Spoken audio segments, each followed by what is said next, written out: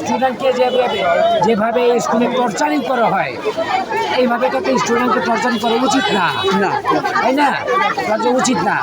আর দ্বিতীয় কথা হচ্ছে স্টুডেন্ট মারা গেছে এবং এমনকি আরো আরো আরো একটা মেয়ে লাভ দিয়ে দিয়েছিল ছাদের থেকে, এটা কিন্তু টাকা দিয়ে ধামা চাপা দেওয়া হয়েছে।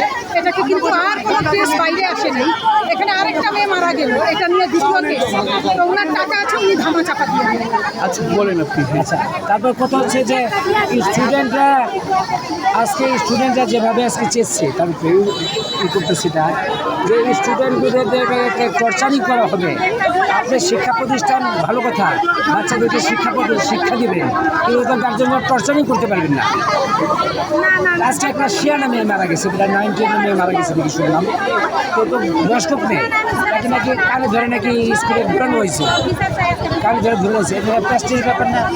আজকে একটা 5-এর ছোটো একটা বাচ্চারা কানে ধরে ঘুরানো, সে ব্যাপার আলাদা। আইসে ওরা দিব এটা 9-10 একটা মেয়ে, একটা শিয়ানা মেয়ে